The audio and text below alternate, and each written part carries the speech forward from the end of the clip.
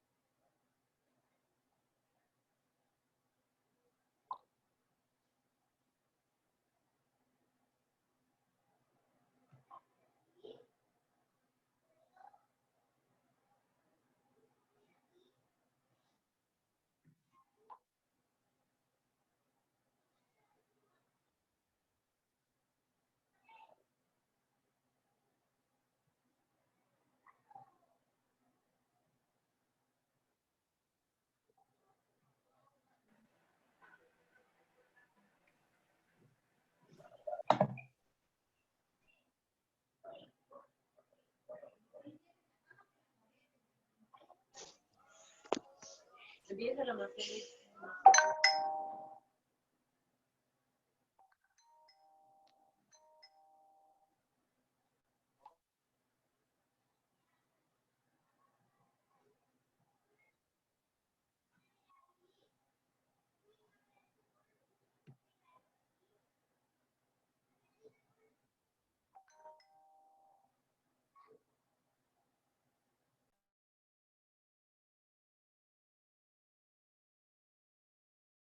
Ella desvió lo que vivieris.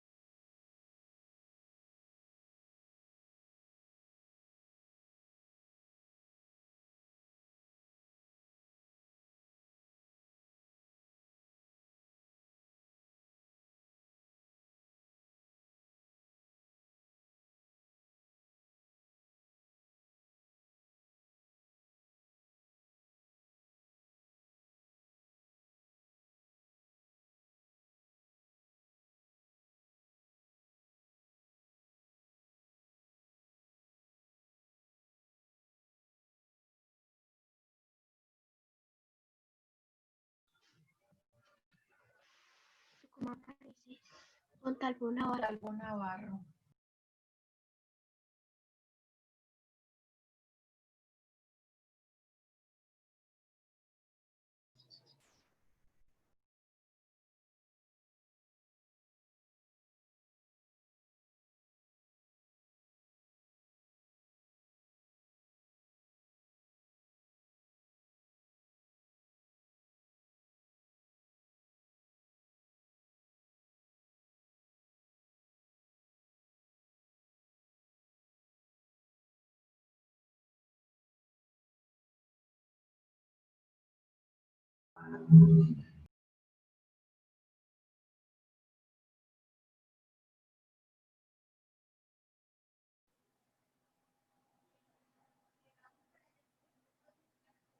Buenas tardes a todos, les habla Lady Diana Charris, un gusto saludarles en este sexto encuentro del Diplomado en Sexualidad Infantil.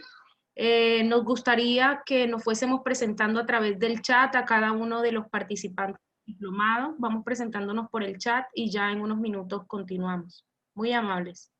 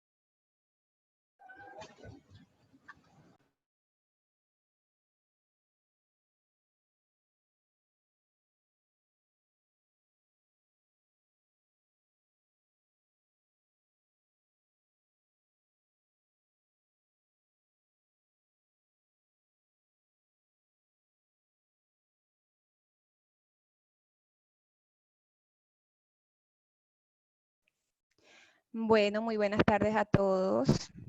Espero que se encuentren muy bien y gocen de salud el día de hoy. Les habla Natalie Figueroa. Buenas tardes. Les habla Natalie Figueroa Daza para los que no pudieron asistir el día de ayer. Yo soy la docente encargada de este módulo de normatividad nacional e internacional respecto a la sexualidad infantil. Y pues este es el sexto encuentro, ¿no?, que estamos desarrollando. El día de ayer tuvimos el placer, el privilegio pues de contar con el doctor Ronald Calderón. De pronto para los que no pudieron asistir, estuvimos aproximadamente un poco más de 2 horas charlando acerca una parte pues, del derecho que tiene que ver con este tema de la sexualidad. Hoy vamos a tocar otra muy importante que es el deber de denuncia. Más adelante, cuando se habilite el módulo, ustedes van a encontrar la grabación del encuentro de ayer, que de verdad fue excelente. Creo que los que pudimos asistir estamos muy contentos con las orientaciones y con la intervención que tuvo el doctor. Es un placer para mí nuevamente estar aquí con ustedes y poder compartir pues el poco conocimiento personalmente, ¿no? A lo largo del módulo y que el doctor que nos va a acompañar hoy también haya decidido hacer este aporte a esta labor tan importante que la Fundación Abrazando Vidas está intentando hacer, que es prevenir todas esas manifestaciones de violencia sexual que se pueden encontrar. Nosotros, digamos, en nuestro rol de padres, de madres, de docentes, de líderes de ciertas comunidades, ¿no? Que nosotros también podemos aportar a esta causa, incluso creo que los hemos visto en los encuentros anteriores. Somos corresponsables absolutamente todos por ser parte de la sociedad, según lo ha dispuesto también la norma. Entonces, me alegra mucho que todos ustedes hayan decidido vincularse a este diplomado y adquirir todos estos conocimientos. Yo soy abogada, actualmente litigo en las distintas áreas del derecho, asesoro empresas y personas naturales, y pues me considero la verdad una apasionada de la defensa de los derechos de los niños. No soy madre, pero tengo 2 sobrinas a las que amo mucho y la verdad que este tema a mí personalmente me toca mucho. Entonces vamos a hacer la presentación al abogado, al doctor que nos va a acompañar el día de hoy. Él es Edinson Charris Bravo. Él es especialista en Derecho Notarial y Registral. También cuenta con una especialización en Derecho Penal y Criminología.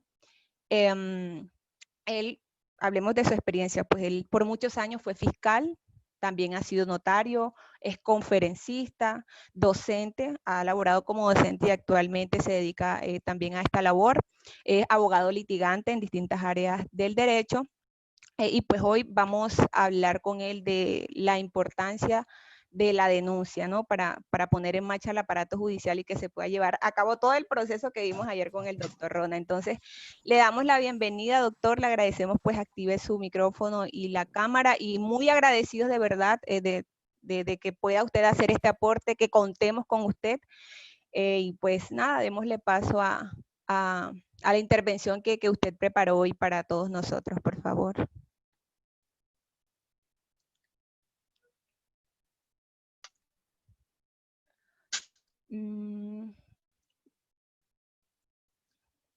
Doctor. Ay, el doctor no sé qué pasa. Ya.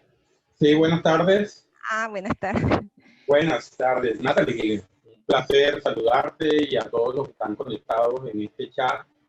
Es una bendición, es una oportunidad importante la labor que ustedes hacen en la comunidad.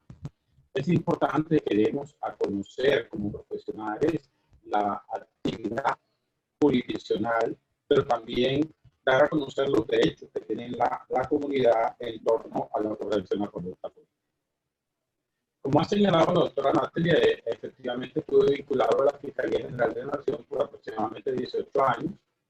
Posteriormente me vinculé como notario y en el área, en el momento me desempeño como abogado litigante en diferentes áreas del derecho.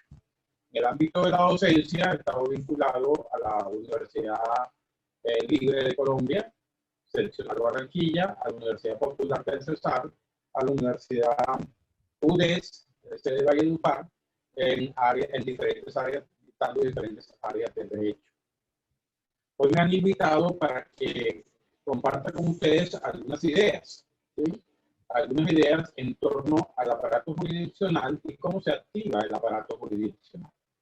Entonces iremos desarrollando la temática poco a poco, aceptaré intervenciones, aceptaré preguntas para que no queden en el tintero y podamos entender el alcance de la actividad jurisdiccional, pero esa actividad jurisdiccional se activa.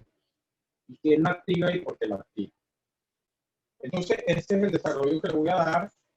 Vuelvo y les digo, si hay alguna pregunta, no se queden con ella. Como dice un periodista, denuncien. Pregunten, inmediatamente yo estaré dispuesto a resolver esa pregunta. Entonces, partamos de algo bien importante. La Constitución política La Constitución Política de Colombia es una constitución fundada en un Estado social de derecho, en la cual el hombre es el más importante, el eje esencial de esa sociedad, de esa comunidad. Esa constitución política, ¿sí?, en el desarrollo de sus derechos, en su desarrollo del preámbulo constitucional, vamos a ver qué establece. Doctor, qué pena que lo interrumpa, es que nos están comentando que el sonido está mal. No sé si de pronto es porque deba acomodarse un poco mejor el micrófono, así de pronto como lo tengo yo creo que así suena mejor, entonces a probar a ver si podemos escuchar. Vamos a ver cómo me ubico. ¿Así me escuchan? Es de pronto el abanico, doctor, sí puede suceder. Bueno, sí. Pero ahí sí, ¿qué tal usted aguantando calor por culpa de Ahí, vamos a ver. Acérquese el micrófono de pronto, doctor, por favor. Sí, de pronto es.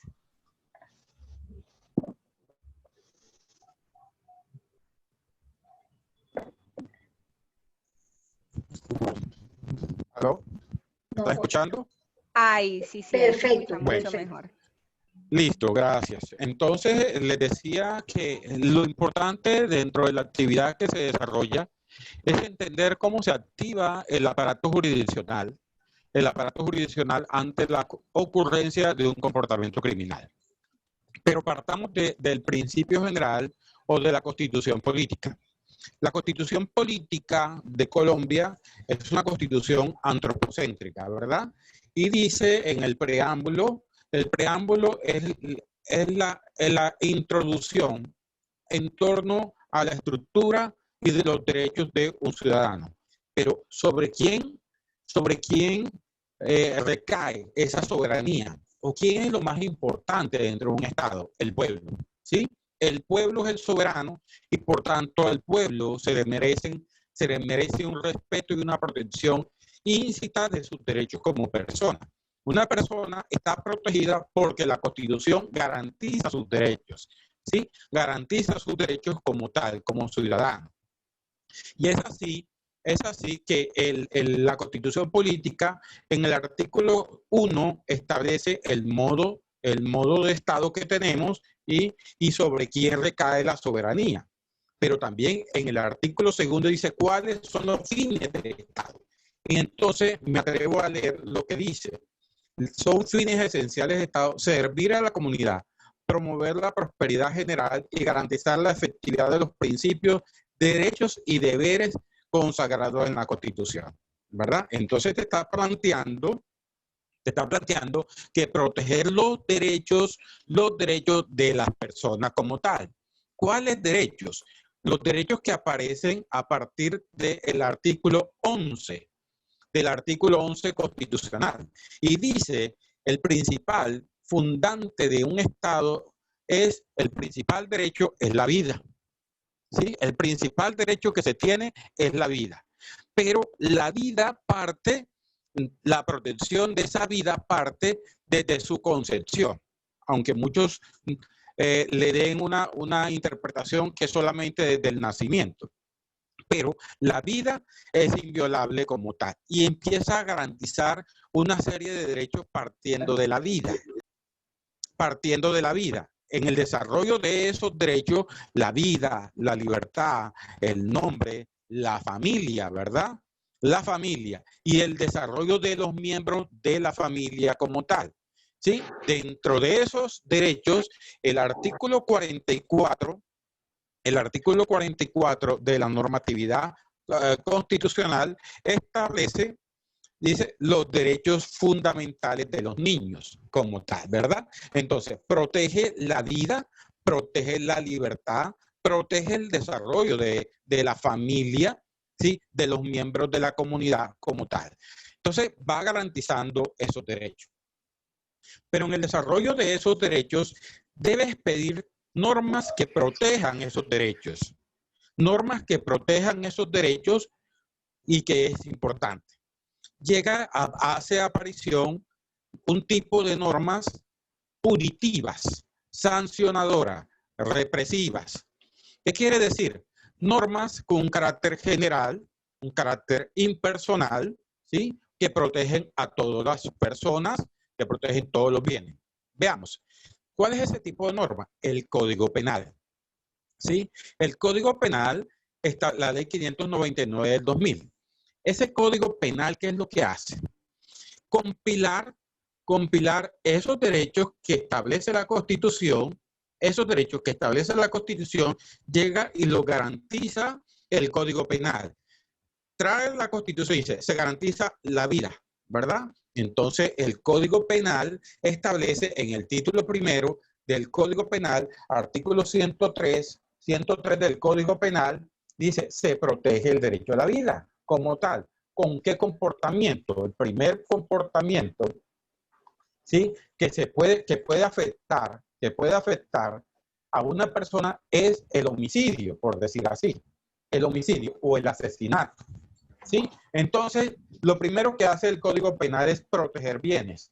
Por decir, el título primero del Código Penal, del libro primero, título primero, capítulo primero, establece protección de bienes. ¿Me están escuchando?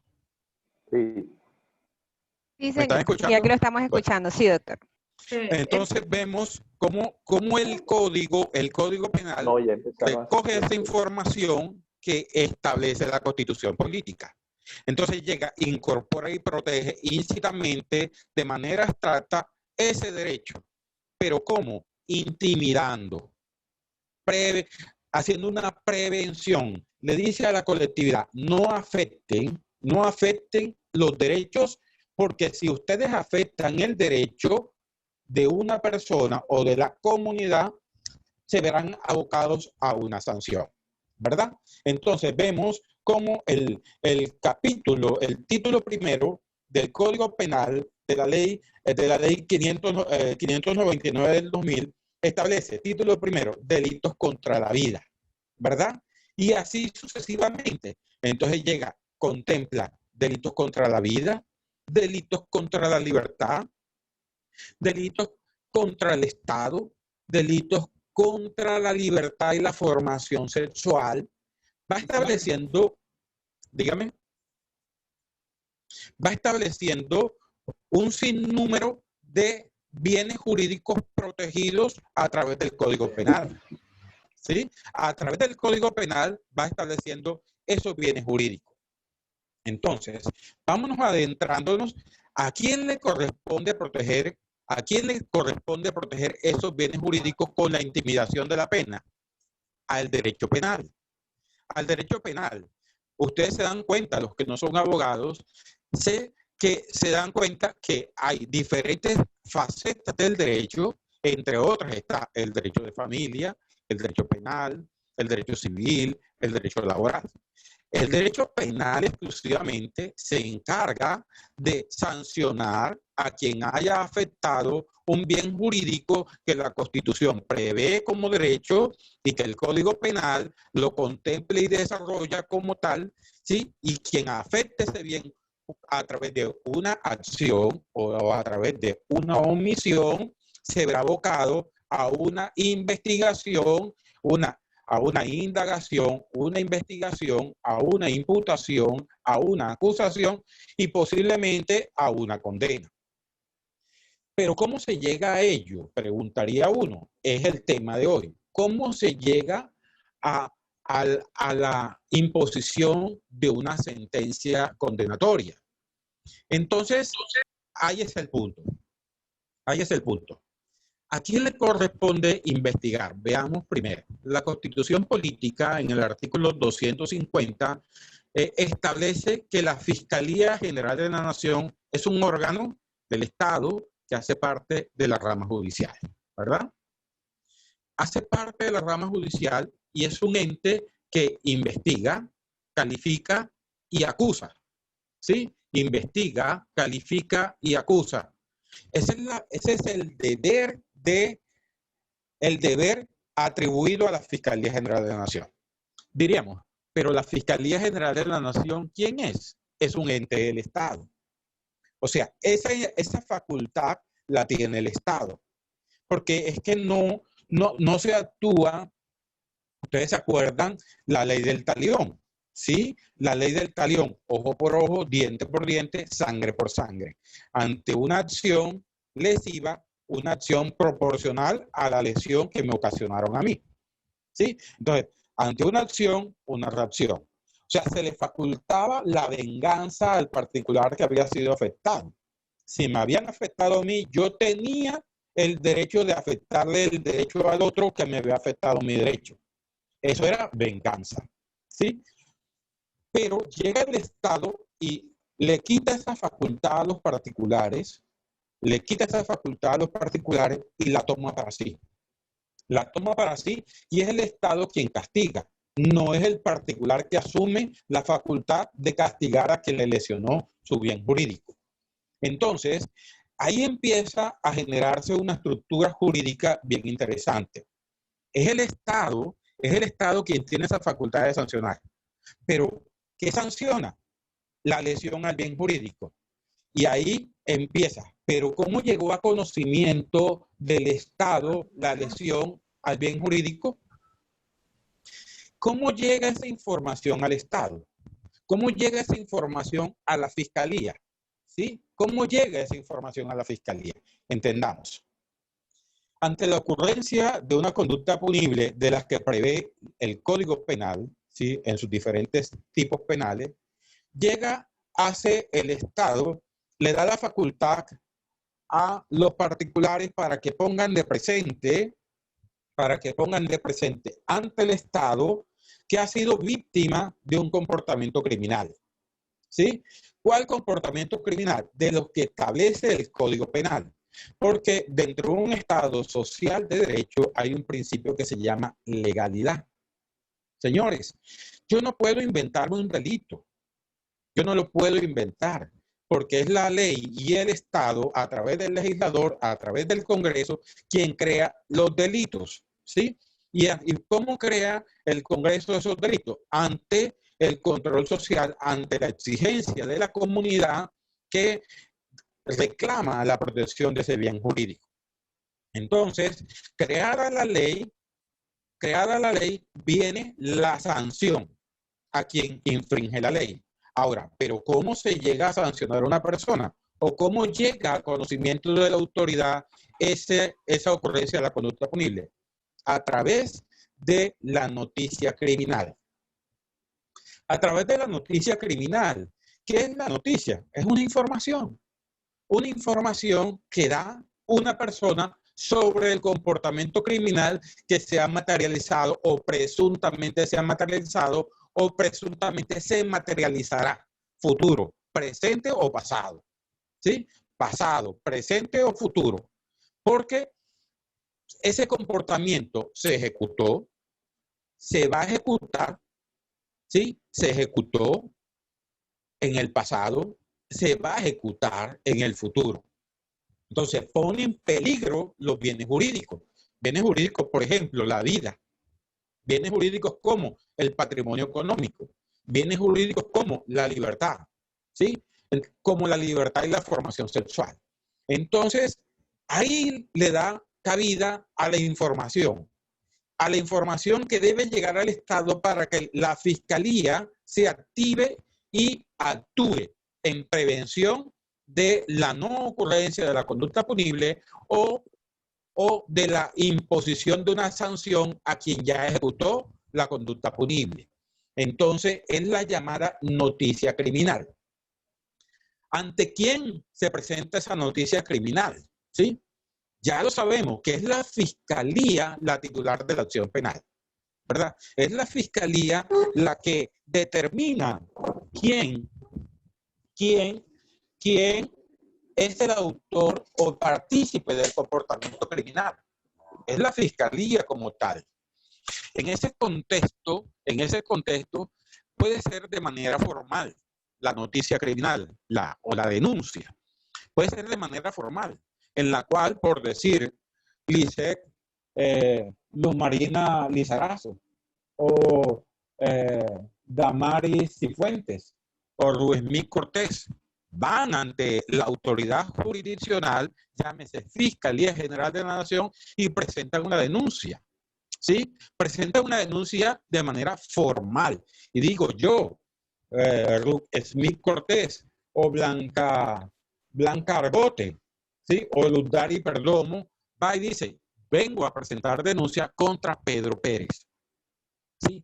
Vengo a presentar denuncia contra Pedro Pérez porque es autor de un comportamiento criminal, ¿verdad? Entonces, Ruth Smith se presenta y dice, bajo la gravedad del juramento vengo a presentar denuncia contra Pedro Pérez. ¿Sí? Bajo la gravedad del juramento, y establece unas circunstancias de modo, tiempo y lugar, ¿sí? Que dio cuenta de la ocurrencia de una conducta punible, o porque fue testigo, o porque se enteró, ¿sí? O porque se enteró de manera fortuita, como tal. Entonces, fíjate, la primera forma de poner en conocimiento de una conducta punible es a través de una denuncia, de manera formal.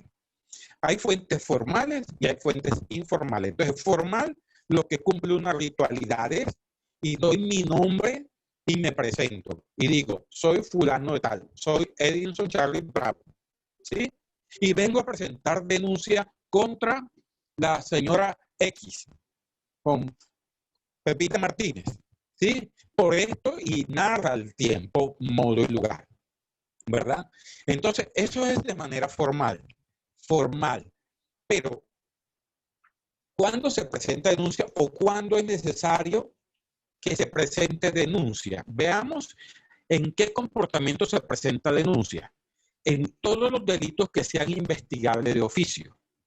La ley señala que los delitos se investigan de oficio o por querella, ¿sí? O por noticia o por notoriedad pública, ¿sí? O por una fuente no formal. Entonces, formal, denuncia, formal, querella. ¿Y cuáles son los delitos querellables, señores? Mientras que en la denuncia cualquiera puede denunciar, así no sea víctima del comportamiento criminal, en la querella solamente la puede presentar aquella persona que ha sido víctima del comportamiento criminal. Por decir, yo me doy cuenta de que a Pedro Pérez le quitaron la vida. Yo no necesito ser familia de Pedro Pérez para formular una denuncia. Pero si a Pedro Pérez lo lesiona su esposa, ¿sí? Con el caldero, solamente Pedro Pérez podrá formular la querella porque él fue la víctima. Y solamente a él le compete poner en conocimiento de la autoridad competente la ocurrencia del comportamiento criminal. ¿Sí? Fíjense que cambia el contexto. Denuncia cualquier persona, sin que sea víctima. Querella solamente aquellas personas que son víctimas. ¿Sí? Ejemplo de querella, la inasistencia alimentaria. Ejemplo de denuncia, un acceso carnal violento o acto sexual con menor de 14 años. Fíjense que en uno no soy víctima, en el otro soy víctima. ¿Sí? En ese contexto, la ley señala cuáles son los delitos querellables. Y el artículo, la querella establece en el Código de Procedimiento Penal, del artículo 69 al 74 del Código de Procedimiento Penal. Dice cuáles son los delitos querellables y hace una relación, ¿sí? De cuáles son esos delitos querellables. Pero hay también situaciones en las cuales se requiere que haya una información por parte. Dígame. ¿Alguna pregunta? ¿Alguna pregunta? No, bueno, no. Bueno, perfecto. Entonces, fíjense, fuentes formales. Formalmente denuncia querella. O porque el señor Procurador General de la Nación, ¿sí? en garantía de los derechos de la colectividad, eleva una petición especial para que se investigue tal comportamiento, ¿sí? Tal comportamiento de algunos servidores públicos. Esos serían fuentes formales, señores. Pero hay personas que no les interesa dar su nombre. No les interesa dar la cara ante la Administración de Justicia. y se ocultan. Se ocultan, ¿sí? Se ocultan a través de un anónimo. A través de un anónimo, a través de un pasquín, a través de las redes sociales, ¿sí? Hoy tenemos las redes sociales y las autoridades jurisdiccionales, en este caso la Fiscalía, siempre está monitoreando las redes sociales, a ver qué dice la colectividad y si tiene una connotación de lo que se está diciendo en las redes sociales. Señores, también es cierto que nosotros tenemos un derecho a la intimidad, pero muchas veces la información que está en el espectro, en el ámbito, en el espacio, ¿sí? En el ámbito, por decir, en las ondas hertzianas, hay información. Lo que yo hablo aquí puede estar escuchándolo cualquier persona que no esté vinculado a esto. Y dice, esto que están hablando aquí me parece que está ejecutándose un comportamiento criminal. Y la autoridad lo toma y abre una indagación. Entonces se dan cuenta que a través de un anónimo se activa ese aparato jurisdiccional, el órgano investigador que es la Fiscalía, ¿sí? ¿Sí? O el órgano investigador que es la Policía Judicial, la SIJIN, o la DIJÍN, o el CTI. Entonces se activan sin tener claro quién fue la persona que formuló la denuncia, mientras que de manera formal Pedro Pérez formuló denuncia, de manera informal hay un pasquín, o se levanta una información en Facebook, en Twitter, ¿sí? En cualquiera de estas redes diciendo que Pedro Pérez ejecutó un comportamiento criminal. Entonces, la autoridad jurisdiccional, Fiscalía, CTI, SIJIN, toman esa información y empiezan a corroborar, ¿sí? Empiezan a corroborar. Entonces, fíjense que ese espectro electromagnético, todas las informaciones quedan en el ámbito, en el espacio electromagnético, y de ahí se obtiene información. Siempre hay inteligencia, siempre hay inteligencia. Entonces, de esa información, ¿sí? Se saca si es comportamiento criminal o presuntamente tiene elementos estructurantes de comportamiento criminal, ¿sí? Entonces se dan cuenta, de manera formal, denuncia, querella, petición especial. De manera informal, ¿sí? Un anónimo, las redes sociales, ¿sí? Un pasquín, de diferente manera. Pero también es cierto que todos conocemos que ocurrió un homicidio, ¿sí? Ese homicidio nadie lo denuncia. Nadie lo denuncia. Entonces la autoridad no va a esperar que alguien denuncie, que aparezcan los dolientes. No, de oficio la autoridad activa, por decir, a una persona NN se le da muerte en vía pública. No sabemos cómo se llama. No vamos a esperar que lleguen los familiares del NN porque no saben que está muerto. La autoridad, una persona llamó al 123, dice, aquí mataron a una persona, no sé cómo se llama, está en la calle. Hasta luego, pum, y coloca el teléfono, cierra el teléfono. ¿Qué debe hacer la autoridad? Activarse. Por decir, si estamos en la unidad de relación inmediata, llaman a la unidad de relación inmediata y de una vez activan, señor fiscal, hubo un homicidio. El fiscal, ¿qué hace? Le dice, unidad de policía judicial, desplácese. Corrobore si efectivamente se materializó el comportamiento criminal. ¿Se dan cuenta? Se está activando, dígame, se está activando el aparato jurisdiccional. Entonces, de manera formal, de manera informal, ¿sí? Ahora, diríamos, hay una pregunta, dice, bueno, ¿y ante quién voy a formular denuncia? Ya les he dicho que el titular de la acción penal es la Fiscalía General de la Nación. Y la Fiscalía tiene a su disposición órganos de policía judicial, investigadores, ¿sí? Y es una estructura del Estado encaminada a recepcionar esa denuncia. ¿Alguien ha escuchado hablar de la unidad de reacción inmediata? Por favor, ¿alguien ha escuchado sobre eso? De manera... Sí, dígame qué es eso. Sí, señor. Señor, la ¿Ha oído? Ah, perfecto. ¿Y han escuchado hablar de la SAU?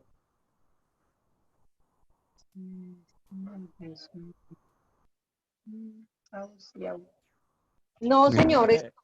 Sala de atención al usuario. ¿Han escuchado hablar de CAIBAS? Sí, en el diplomado.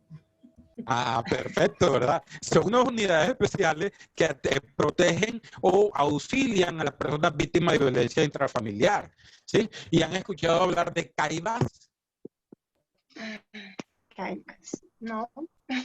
Entonces, es otro centro de atención integral de víctimas de violencia sexual. Entonces, fíjense que ahí van estableciendo ustedes que hay una estructura dentro de la Fiscalía General de la Nación atenta a recepcionar comportamientos, las denuncias que presenten los ciudadanos, ¿sí? Entonces tenemos la Unidad de Relación Inmediata, tenemos la SAU, tenemos el CAIVAS y tenemos los CAIVAS y tenemos CAIVAS y CAVIC.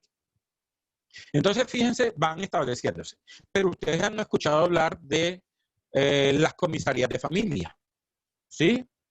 Una comisaría de familia, si bien no hace parte de la estructura jurisdiccional, no hace parte de la rama jurisdiccional, conoce de los delitos de violencia intrafamiliar, ¿sí? Esa vida en comunidad y familia y establece una estructura. Y entonces, ese comisario de familia ante él se puede presentar una denuncia por un delito contra la libertad de la formación sexual, ¿sí? Pero también tenemos las inspecciones de policías, ¿sí? Tenemos una inspección de policía, ¿sí? En las comunas hay una inspección de policía. O tenemos las casas de justicia. Aquí en Valledupar tenemos la Casa de la Justicia del 1 de Mayo, tenemos la Casa de Justicia del barrio La Nevada, y así en diferentes partes del país hay casas de justicia. Pero si nos vamos a la zona rural, no contamos con esta estructura, ¿verdad? Pero hay unos corregidores, y por tanto el corregidor podrá recibir la denuncia. No quiere decir que él va a investigar solamente. Recepciona la denuncia, así como lo hace el inspector de policía, recepciona la denuncia, como lo hace el comisario de familia, recepciona la denuncia, pero quien investiga, ¿quién es? Pregunto. Dinaluz, ¿quién adelanta la investigación, Dinaluz? La Fiscalía. Exacto, Pues Dinaluz es la Fiscalía. Exacto, es la Fiscalía, perfecto, tienes cara de abogada. La Fiscalía es la que adelanta la investigación, Dinaluz. Cualquier persona puede denunciar, pero hay que denunciar ante la autoridad competente. Yo no puedo ir a denunciar un comportamiento criminal ante el secretario de Hacienda Municipal. No, porque él no es la autoridad. Pero sí lo puedo hacer ante el personero, porque él es el veedor de los derechos fundamentales. Entonces el personero va ante la autoridad competente y presenta la denuncia que Dinaluz llevó como tal. Entonces fíjense en el contexto donde presentar la denuncia. Donde presentar la denuncia es una cosa y quién adelanta la investigación es otra cosa. ¿Sí? Es otra cosa. Entonces, lo que se denuncia debe tener la categoría de delito. Lo que se denuncia debe tener la categoría de delito. Porque si tiene la categoría de contravención especial, es de carácter policivo.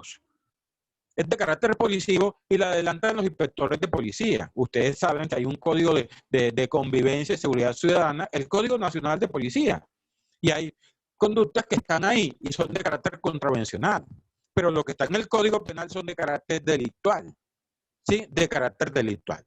Entonces, ya sabemos, vamos a recapitular. El Estado, a través de la Constitución Política, establece y garantiza los derechos del pueblo, de las personas. Y a través de esa categoría empieza a garantizar derechos, empezando por el primer derecho. ¿Cuál es el primer derecho dentro de un Estado, dentro de la naturaleza humana? ¿Cuál es el principal derecho? La vida. La vida, perfecto. Sin ese no hay desarrollo de los demás derechos. Entonces empieza el código y como lo venía diciendo, entonces Constitución Política reconoce el pueblo y el pueblo a través de la vida, ¿sí? Empieza a estructurar una serie de derechos, entre otros la vida, la libertad, la seguridad, el patrimonio, ¿sí? Empieza a garantizar, ¿verdad? Entonces, llega el Código Penal y empiezas, contempla una serie de sanciones a quien afecte esos derechos que la misma Constitución prevé. Y viene y crea una institución como la Fiscalía, porque ya le quitó esa facultad al ciudadano, a la persona del común, de vengarse.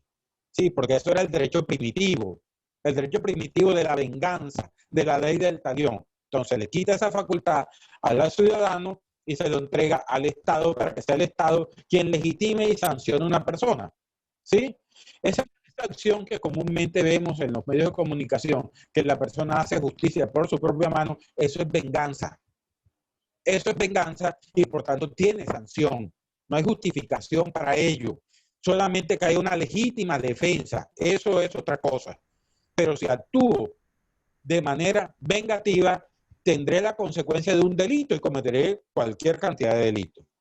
Entonces, creada esta institución, le crea una normatividad, porque las cosas, hay un principio que les dije que se llama legalidad. ¿Sí? Un principio que se llama legalidad es importante que lo tengan presente. No es delito, nula pena, nulo crimen sin ley. No es delito lo que no está previsto en la ley. Si no está previsto en la ley, no es delito. Y si está previsto en el Código Penal, es delito y tendrá una consecuencia jurídica.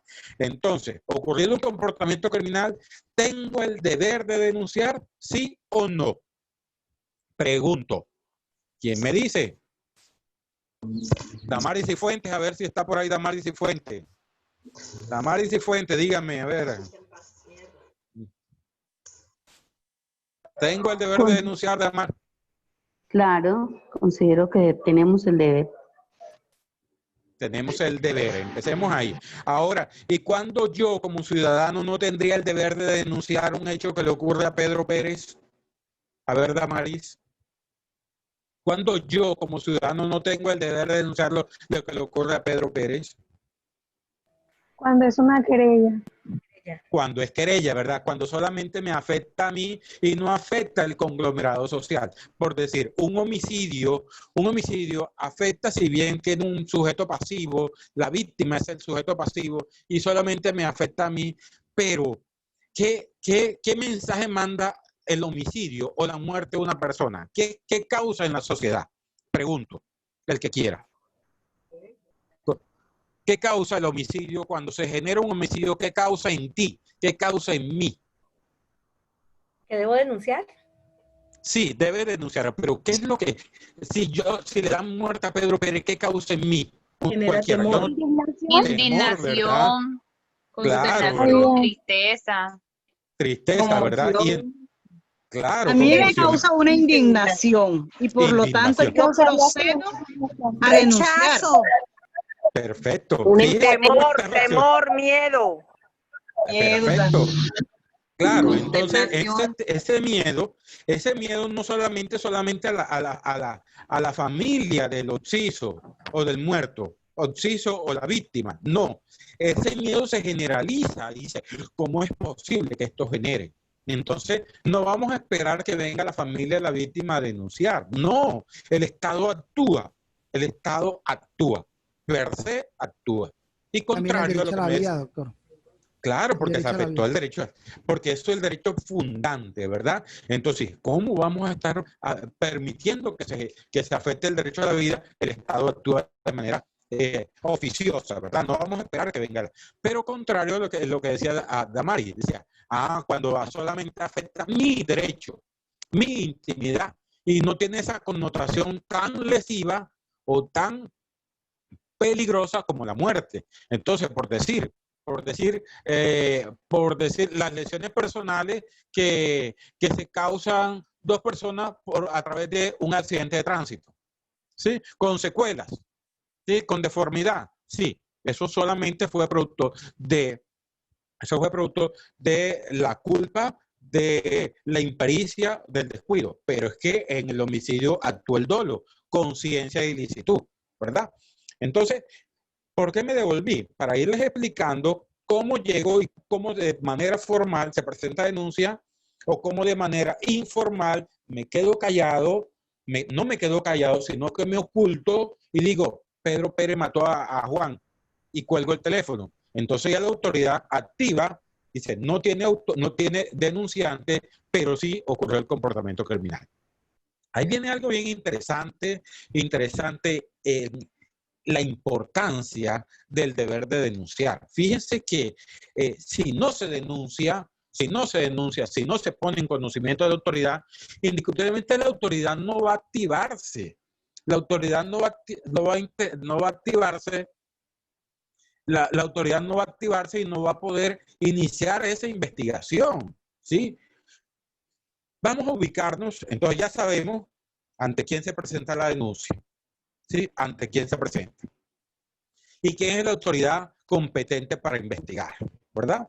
Vámonos al código de procedimiento penal y dice el artículo 67, 68, perdón, 67, 68 del Código de Procedimiento Penal y te establece quiénes están en el deber de denunciar, ¿sí? ¿Quiénes están en el deber de denunciar? Y vamos allá. Deber de denunciar. El artículo 67. Toda persona debe denunciar a la autoridad los delitos de cuya comisión tenga conocimiento y que debe ser investigado de oficio. O sea, el Código Penal establece el Código de Procedimiento Penal establece cuáles son los delitos investigables de oficio y establece también cuáles son los delitos investigables por querella. Entonces, en los delitos investigables de oficio, cualquier persona tiene el deber de denunciar. Cualquier persona tiene el deber de denunciar. En los delitos de oficio, ¿sí? Pero acuérdense que la constitución política es una constitución antropocéntrica, en lo cual lo más importante es el hombre. Lo más importante es el hombre, en su desarrollo como tal en la sociedad, su libre desarrollo de la personalidad, como tal. Entonces, en esa sociedad se tiene el deber de denunciar para proteger al conglomerado social. ¿Sí? Se tiene el deber de denunciar. Pero sucede algo. Hay un derecho a la expectativa de intimidad y a la protección de mi núcleo familiar. ¿Sí? De mi núcleo familiar. La Constitución política, en su artículo, la Constitución dice que nadie está obligado a declarar contra sí mismo ni contra sus parientes hasta el 4º grado de consanguinidad, 2º de afinidad y 1º civil. ¿Sí? En el artículo 33 constitucional. Establece ese deber o ese derecho que asiste a la colectividad. ¿Sí? Entonces, viene y contempla dice, se prohíbe, nadie podrá ser obligado a declarar contra sí mismo. Hombre, si nadie está obligado a declarar contra sí mismo, porque hay un principio dentro del derecho, dice, si el titular de la acción del Estado es la fiscalía la que tiene que probarme a mí que yo cometí un comportamiento, y no yo decirle a la fiscalía, hey, yo mismo me estoy denunciando. Yo no tengo ese deber. Si cometió el delito y hay elementos que estructuran la comisión del delito, indiscutiblemente te pondrán una sanción. Pero si tú no quieres decir que cometiste el delito, es al Estado quien le toca demostrar que tú cometiste un delito.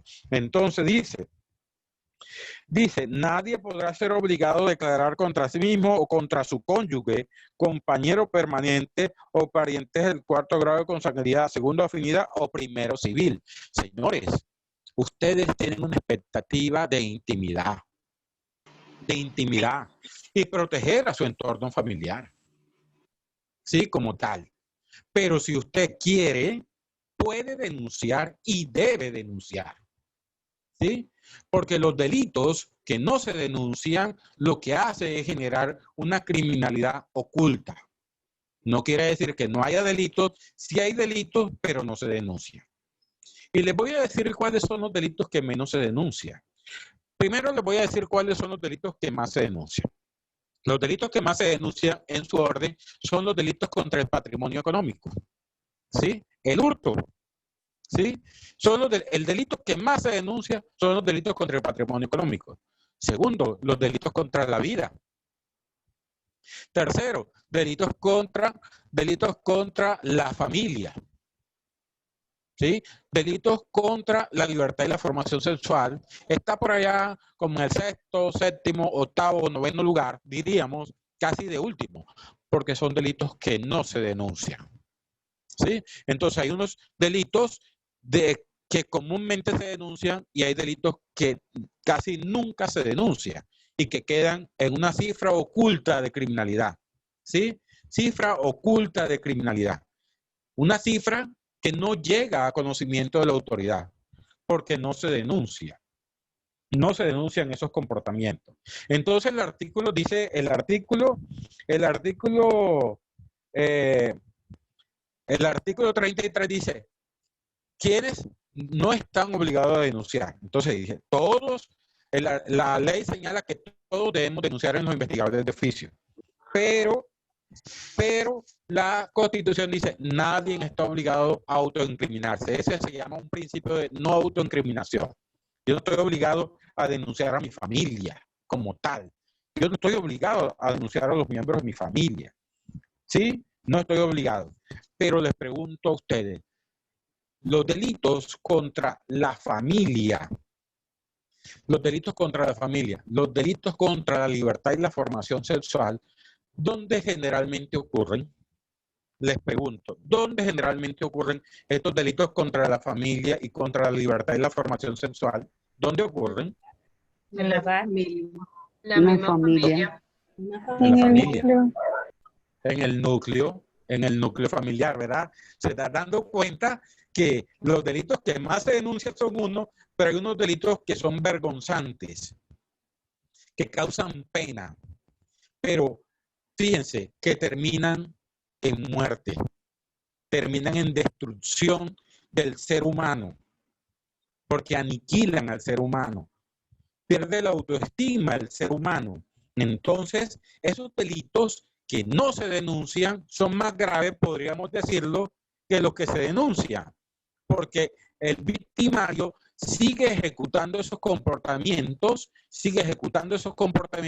y no llega a una sanción. Por eso es que se habla de depredadores sexuales y de parricidas. ¿Qué es el parricida? Quien mata a padre, quien mata a madre, quien mata a los hermanos. ¿Sí?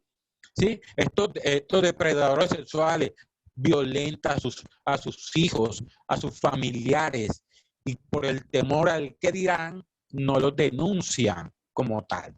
Entonces, se van dando cuenta de cómo la ley va diciendo el deber de denunciar, pero también dice la exención al deber de denunciar. Pero vamos en el contexto al deber de denunciar. ¿Sí? Al denunciar un comportamiento, vámonos al Código Penal, en el Código Penal, en el título cuarto del Código Penal, establece unos comportamientos criminales que son la libertad y la formación sexual, ¿sí? Delitos contra la libertad y la formación sexual. Vamos a ubicarnos. El cuarto. Delitos contra la libertad, integridad y formación sexual. Miren, en los delitos, voy a hablar del concepto de libertad. ¿Quién me puede decir qué es libertad? A ver, ¿quién me ayuda? Que no sea yo aquí solo hablando. ¿Quién me ayuda a decirme qué es libertad? ¿Quién me puede ayudar? A ver. ¿Quién me puede ayudar? Yo diría que es el desarrollo de nosotros mismos. Desarrollo de nosotros mismos, perfecto, sí. ¿Quién más me puede hablar de libertad? Creo que la libertad... Voluntad propia. Voluntad. Es fundamental que todos los seres humanos tenemos. Perfecto. Estar libre perfecto. de expresión. Perfecto. Libre, ¿verdad? Sin coacción, sin coacción. Entonces, todas las personas, señala la Constitución Política, nacemos libres. Todos nacemos libres. Y vamos adquiriendo una autodeterminación. Y vamos adquiriendo una personalidad, una identidad, de acuerdo a los derechos fundamentales y a los valores que se establecen en el hogar. Entonces, lo primero que tenemos que saber es que somos libres de decidir qué es bueno y qué queremos para nuestra vida como tal. ¿Qué queremos para nuestra vida? La formación la libertad e integridad de formación sexual. Entonces, hay que proteger la libertad, la autodeterminación de una persona de decidir cómo desarrolla su vida sexual. Entonces, tenemos que saber que hay los psicólogos que están en este grupo me pueden ayudar a decirme, un niño puede decidir con quién quiere tener relaciones sexuales. Por decir, un niño de 10 años, de 11 años, de 12 años, puede decidir con quién tener relaciones sexuales. No, para nada. No está en su madurez psicológica para decidir. ¿Verdad? Entonces, eso es lo que está estableciendo y está protegiendo el Código Penal. En el título 4 del Código Penal dice, delitos contra la libertad. No es libre, la doctora me lo ha dicho, no es libre porque no tiene esa madurez psicológica para autodeterminarse. Entonces, si no es libre, se va a afectar en su desarrollo y en su formación sexual, porque no ha desarrollado sus órganos genitales para poder desarrollar lo que es para qué están creados los órganos sexuales, ¿verdad? Entonces se altera la morfología de esos órganos sexuales, se altera el desarrollo de esa persona físicamente y psicológicamente. Entonces vemos que aquí lo que es importante es tener en cuenta es que ese menor no es libre, porque no tiene desarrollo mental. No tiene desarrollo mental. Y al no tener desarrollo mental, dice el código, protejamos a los menores. Pero no solamente a los menores, a los mayores también. Si alguien le hace una propuesta de tipo sexual, usted decide si sí o no. Y si usted decide que no y él decide que sí, está afectando su libertad y por tanto está incurriendo en un delito contra la libertad y la formación sexual, porque no era su deseo copular con esa persona. No era su deseo actuar con esa persona. Entonces, vámonos a comportamientos que atenten contra los menores. Contra los menores. ¿Sí? Contra los menores. Veamos cómo la Constitución política protege a los menores. ¿Cómo protege a los menores? Y el artículo 44 constitucional habla del interés superior del niño. ¿Sí? Como todos en la sociedad tenemos que proteger a los niños. Todos tenemos el deber de proteger a los niños. ¿Sí? Todos tenemos la obligación de proteger al niño. No solamente, si bien la posición de garante o de protección la tiene la familia, padre, madre, ¿sí? Y su núcleo familiar, también esa obligación se extiende a todos los sectores. Por decir, a la escuela, a la iglesia, a la sociedad en general. Tenemos una obligación de proteger a nuestros niños, Y entonces llega y se establece un comportamiento de orden criminal cuando no protegemos a los menores. Cuando no protegemos a los menores, y llega y se establece unos delitos contra la administración de justicia. La administración de justicia, ¿quién es? La estructura judicial del Estado. ¿Sí? La estructura judicial del Estado. Y dice, el Estado se activa porque hubo una denuncia. Pero si no hay denuncia y usted tenía el deber de denunciar, ¿sí? Bajo la excepción que establece la Constitución política, pero llega y dice el Código Penal en los delitos contra la recta y eficaz impartición de justicia, en el capítulo 2, habla de un delito que se llama omisión de denuncia de particular. Dice ese artículo, lo leo. Artículo 441. El que teniendo conocimiento de la comisión de un delito de genocidio, desplazamiento o delitos contra la libertad y la formación sexual, en los cuales este último, el sujeto sea un menor de 12 años, omitiere sin justa causa, incurrirá en un delito. Se dan dando cuenta que ya cuando la víctima es un menor, no es si quiero denunciar. Es que si teniendo yo el conocimiento y no lo pongo en conocimiento de la autoridad y no denuncio, me pueden investigar a mí por omisión. Acuérdense que los delitos se cometen por acción, una, acción, o por omisión, dos. acción por comisión, porque ejecuto o porque no actúo teniendo el deber de actuar. En este caso, tenía el deber de denunciar y no lo hice. Fíjense que en los menores, el artículo 44 dice el interés de los niños.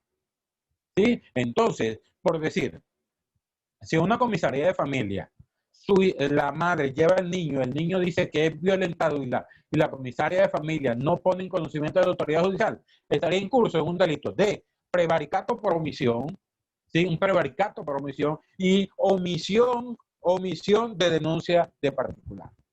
Entonces, fíjese que puede tener un alcance de orden criminal el no denunciar, ¿sí? Entonces, en ese contexto, la libertad y la formación sexual es un bien jurídico supremo, en los cuales los menores deben ser protegidos. Ahora, si bien la situación, ¿quiénes pueden denunciar en un delito contra un menor? Cualquiera. No es que yo no me quiero meter en problemas, no quiero meter en problemas con la vecina o con el vecino. Denuncia a través del 123 y no va a decir nada.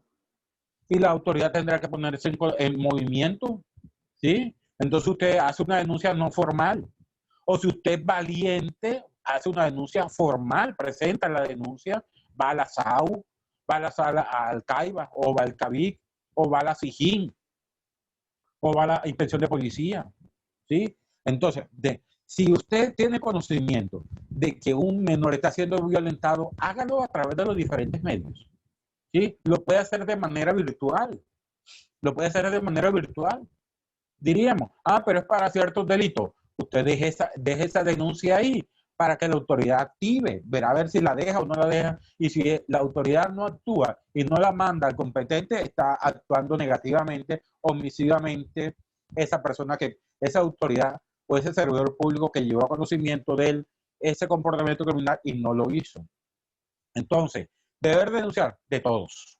Acuérdense que vivimos en un estado social de derecho, que lo más importante es la persona, el ser humano, y por tanto el Estado debe proteger al ser humano y nosotros proteger al ser humano.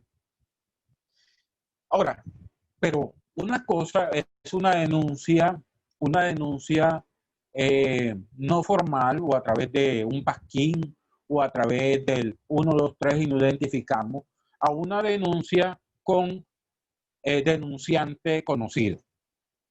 Hay un aforismo en derecho, dice, dame los hechos y te daré el derecho. Si usted me da unos hechos, la autoridad le da el derecho. Pero si usted me da unos hechos sin especificación de modo, tiempo y lugar, hace más dispendiosa la investigación. ¿Sí? Hace más dispendiosa.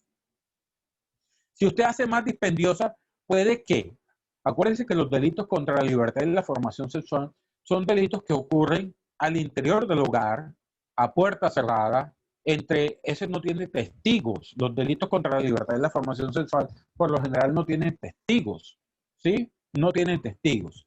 Entonces, si no se formula con elementos de convicción que hagan inferir, ¿sí? Una expresión jurídica, inferencia, que hagan pensar que efectivamente se materializó un comportamiento, eso se va a archivar y sería triste que usted, teniendo conocimiento, no vaya a la autoridad y denuncie. Pero yo entiendo el miedo de la gente, porque es que el que denuncia, si usted denuncia, le toca soportar su denuncia ante la autoridad y usted se va a convertir en un testigo, ¿sí? Usted se va a convertir en un testigo y usted le van a poner a levantar la mano y dice, ¿jura usted decir la verdad? Y dice, sí, juro. Le van a decir, ¿usted jura decir la verdad? Y dice, sí, juro. ¿Sí? Pero a la gente le da miedo. Le da miedo decir la verdad como tal. Entonces, entender que la autoridad, ¿sí? Que la autoridad está ahí para protegerlo a usted. Usted como testigo, ¿sí? Debe ir ante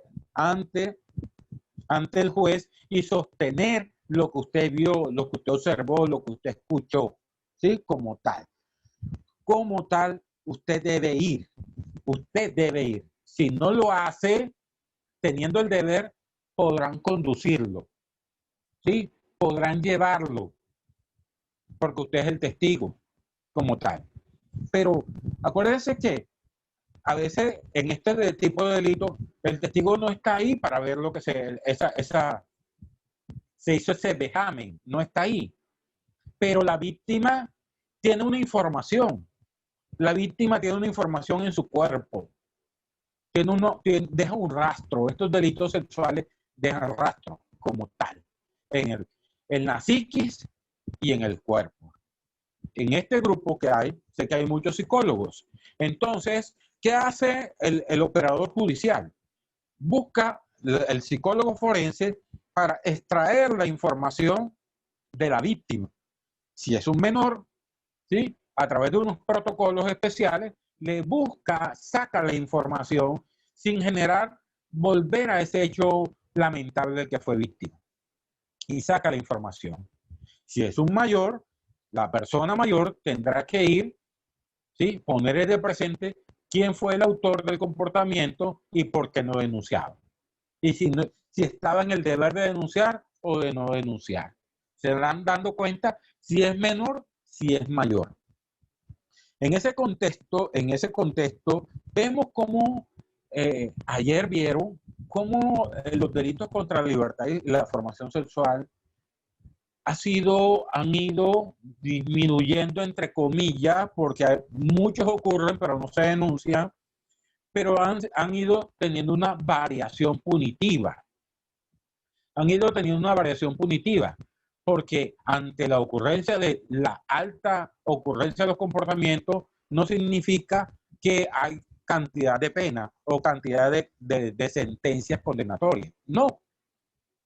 Y hoy se está estableciendo la cadena perpetua para estos delitos, pero no significa que porque haya cadena perpetua va a haber cantidad de sentencias con cadenas perpetuas. Porque vuelvo y digo, si no se activa el aparato jurisdiccional a través de la denuncia, no va a haber cadena perpetua, ni va a haber sentencia condenatoria. Entonces, lo más importante es que se denuncien con elementos materiales probatorios que indiquen que efectivamente se materializó el comportamiento criminal. Entonces, la denuncia no debe ser necesariamente presencial. Usted puede hacer un documento escrito y lo manda a la autoridad competente y dice, yo soy fulano y denuncio a Pedro por esto y esto. Entonces puede ser de manera verbal, de manera escrita, de manera virtual, ¿sí? Remota lo puede hacer a través de cualquier medio. Entonces, si esa denuncia le faltan elementos, si faltan elementos que me hagan creer que hubo una ocurrencia de conducta punible, dice, aquí hace falta algo, dice la autoridad. Entonces se abre una indagación a fin de conseguir los elementos que hacen falta. Si los elementos que se presentaron en la denuncia son completos, se abre una investigación, ¿sí? Ya formal. En la indagación no tenemos autor o no tenemos el victimario identificado. O si lo tenemos, me hace falta mucha información de los hechos. En la investigación ya tengo autor y tengo elementos, ¿sí? Pero debo concretarlos. Entonces, con una u otra, la denuncia es la puerta de entrada a la administración de justicia, ¿sí? Ahora, si la denuncia, usted no quiere ser testigo, hágalo de manera anónima. Hágalo de manera anónima. Que la autoridad deberá investigar porque es la autoridad, la titular de la acción penal, la fiscalía es la titular de la acción penal y con esos elementos, buscar esos elementos para que vaya ante el juez, a sostener por qué es responsable esa medida. Claro, ¿hasta ahí alguna pregunta hasta este momento? Pregunto.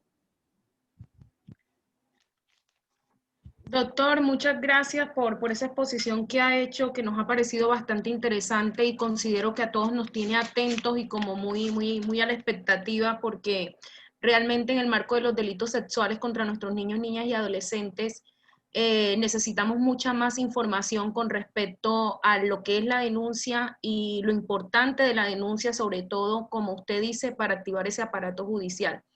En el recorrido de su discurso, particularmente he encontrado algunos términos que pueden ser de pronto desconocidos para algunos, y sería importante de pronto conocer el concepto de los mismos para que quizás para algunos haya más claridad con respecto a puntos específicos. En ese orden de ideas podría ser lo que es la conducta punible, ¿no? Y cómo esta conducta punible pues tiene unas modalidades, ¿cierto? También cuando usted hace referencia a los elementos de modo, tiempo y lugar, lo cual es muy importante cuando se va a hacer una denuncia. Porque si no se dan esos elementos de modo, tiempo y lugar, quiere decir que tristemente se fracasaría con esa intencionalidad de la denuncia. Entonces, por lo pronto, a mí me parecería de pronto importante eso. No sé, es mi parecer, quizás algunos compañeros o compañeras tienen algunas otras preguntas, pues ellas lo harán. Pero muchas gracias porque considero que los aportes que nos ha ofrecido han sido bastante profundos con respecto a lo que es la denuncia y la importancia de esta en el marco de los delitos sexuales contra nuestros niños, niñas y adolescentes. Muy amable. Bueno, en torno a la primera interrogante, conducta punible. Al derecho penal le interesa el comportamiento de las personas.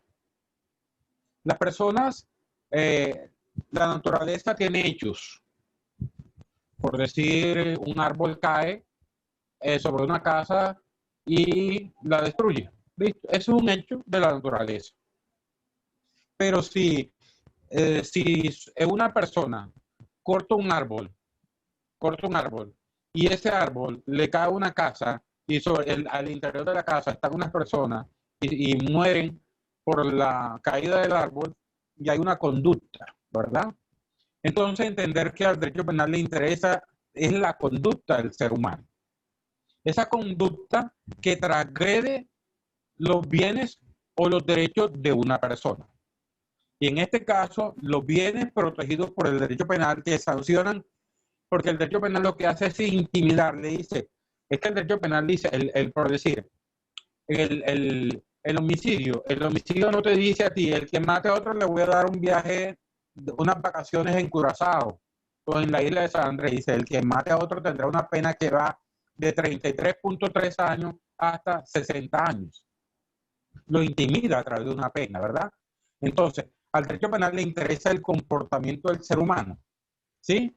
Y ese comportamiento del ser humano puede ser con conciencia de ilícito, con dolo, el querer, por decir, el homicidio, quería y lo maté. Pero en el caso que le coloqué del árbol que tumbé y sin creer que iba a matar a alguien, le cayó una casa, entonces no quería matar, si no hubo fue culpa, negligencia, descuido. Entonces el uno fue con dolo cuando esgrimí el arma contra alguien y en el otro fue impericia, descuido mío. O cuando conduzco un vehículo y atropello a una persona, yo no lo quería lesionar y ahí hubo un homicidio culposo. Pero vamos a ver que yo sí quería generar la muerte, fue un homicidio doloso. Entonces, entender que lo que le interesa al derecho penal es el comportamiento, la conducta del ser humano que transgrede ese ordenamiento jurídico. Que transgrede el ordenamiento jurídico. El ordenamiento, hablé de un principio de legalidad, las normas están. No pueden crearse normas a posterior, ¿sí? Después que se ha ocurrido el comportamiento, es que voy a decir el delito. No, tiene que estar previa antes que se ejecute el comportamiento. Se ejecutó el comportamiento y está previsto en la ley, me sancionarán. Si actúe con dolo, con intención, o actúe con descuido, culpa. O no quería ni la muerte, sino con otra modalidad que se llama preterintención. No quería matarlo, pero se generó la muerte, por decir algo así. Entonces, entiendan que lo que le interesa al derecho penal es la conducta. ¿De quién? Del sujeto activo. ¿Contra quién? Contra el sujeto pasivo. ¿Quién es el sujeto activo? El delincuente, el victimario. ¿Quién es el sujeto pasivo? Aquella sobre quien recae la acción criminal. Ese es el primer punto. Ahora, las circunstancias de modo, tiempo y lugar. Miren, el artículo, ya les digo, un momentico, por favor.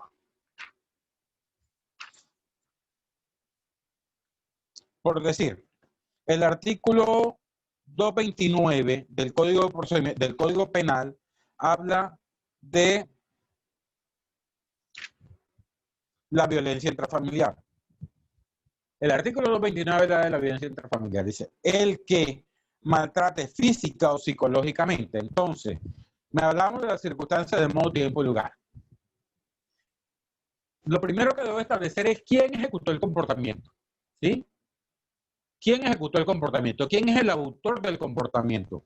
¿Quién ejecutó esa conducta punible? Entonces, el código dice, ¿el qué? Lo primero que debo despejar es el interrogante, ¿quién es él? A ese él tenemos que darle un nombre. A ese él tenemos que darle un nombre. Y después, ¿se acuerdan cuando fueron al colegio y le decía, dígame cuáles son, cómo terminan los verbos, cómo terminan los verbos, cómo es la terminación del verbo? El verbo en ar, er, ir. ¿Sí? Entonces, matar. ¿Sí? Verbo matar, como tal. Entonces, ya establecimos que él, ya le damos un nombre. ¿Qué hizo? Vamos a darle el nombre de Pedro Pérez. ¿Qué hizo Pedro? Matar. ¿Verdad? Ahora, entonces ya ejecutó el comportamiento. Ahora, ¿en qué circunstancias de modo, tiempo y lugar? ¿Cuándo? ¿Cuándo lo mató? ¿Cuándo lo mató? ¿Por qué lo mató? Puede ser que porque estaba en una riña. Y escribió un arma de fuego y le disparó al otro, que estaba desarmado. ¿Verdad? Ah, pero ahí estaba, presenció el hecho Juanita Martínez. O presenció el hecho Luz María Lizarazo. ¿Sí? Entonces, dice, modo, tiempo y lugar. El día 8 de agosto, a eso de las 4 de la tarde, se presentó un suceso en la calle 5F, número 1025. Entonces ya vamos estableciendo quién, dónde, cómo. Entonces es importante que cuando se vaya a formular una denuncia, se haga claridad en esa circunstancia de tiempo, cuándo, día, hora. ¿Sí? ¿Cuándo? ¿En qué momento, doctora? Entonces, si usted no me da mi tiempo, no puedo decir, es intemporal. Ah, pero si usted me viene a formular una denuncia 20 años después, dice, no, señor, ya esta denuncia está prescrita. Ya a usted le caducó la querella, porque la querella son 6 meses y máximo 1 año. Y si es un delito contra la libertad y la formación sexual, vamos a ver qué dice, cuál es la punibilidad. Vamos a ver la punibilidad. ¿Sí? Vamos a ver, título 4. Dice, el acceso carnal violento va de 12 a 20 años. Usted llega al año 21 y venga a formular delito de acceso carnal violento contra Pedro Pérez. Ah, pero ¿y cuándo ocurrió eso? No, eso ocurrió por allá en el año, estamos en el 2000. No, señor, ya está prescrito.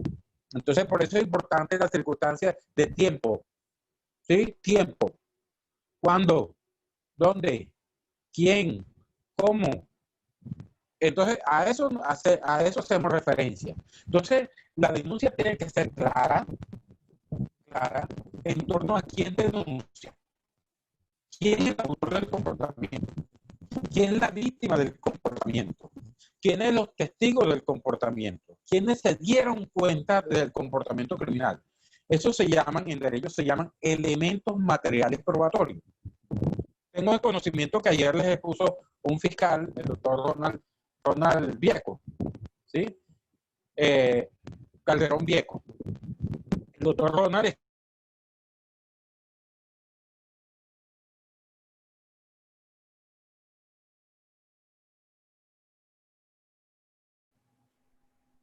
¿Es mi internet o fue el internet del doctor?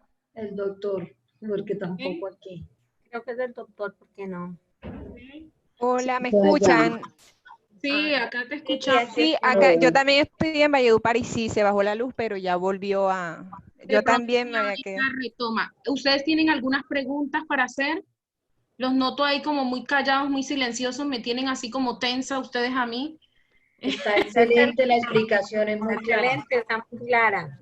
¿Sí? ¿Vamos bien? ¿Sí? ¿Gustosos? ¿Saboreando? Muy bien, muy bien. Nos volvemos abogados. Excelente.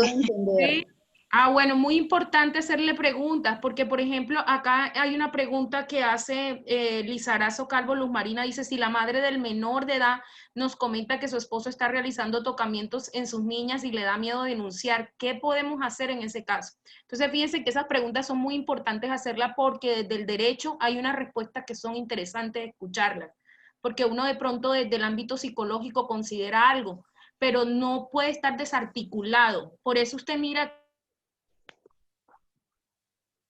Ahora eres tú la que no oímos. Usted escucha hablar de psicología forense y algo. Qué pena, está llamando él acá.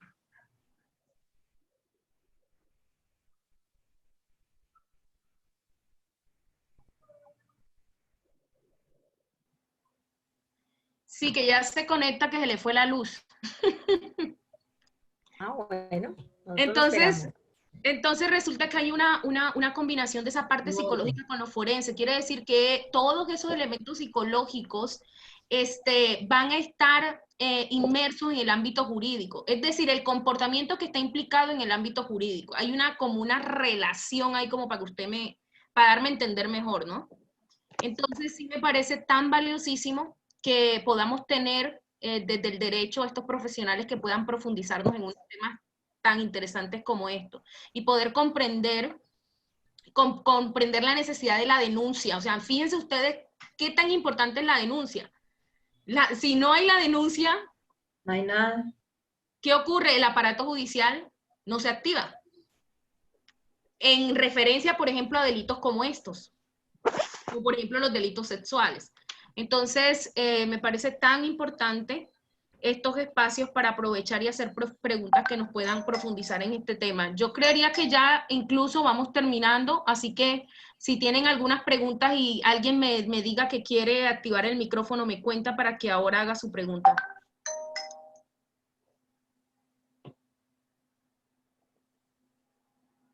¿Sí me escuchan ahí?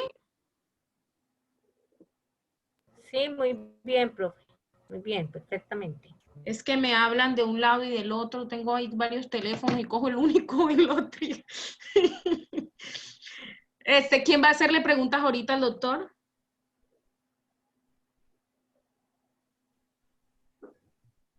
Todos al tiempo no se puede. O sea, ¿todo les quedó tan claro? No, es que hay muchas preguntas, pero no. Yo, por ejemplo, las olvido muy... No, pero ya está acá el doctor con nosotros. Por ejemplo, esta pregunta. Doctor, bienvenido. ¿Nos escucha?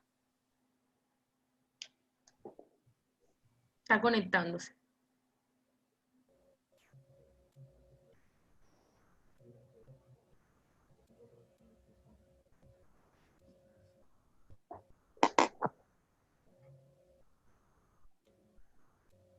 ¿Nos escucha, doctor?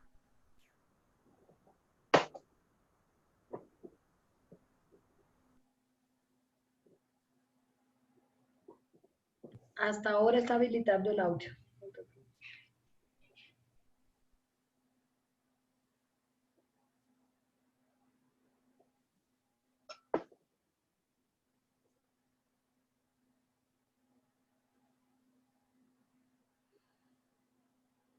Blanca Damaris va a hacer una pregunta ahora, ¿cierto? Que alzó la manito. ¿Alguna otra persona va a hacer pregunta?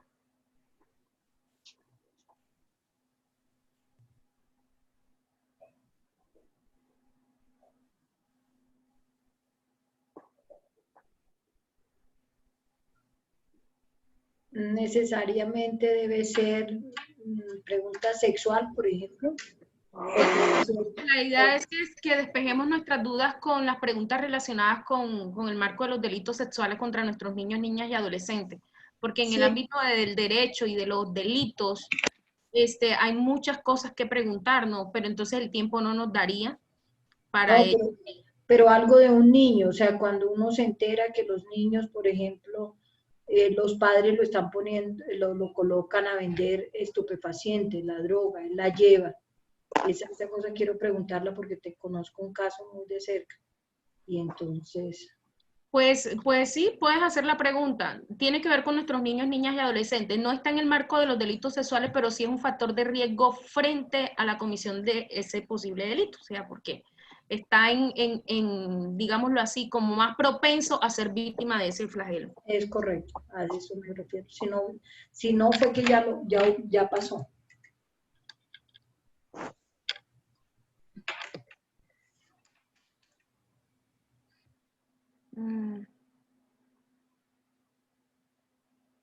Creo que está teniendo problemas ahí.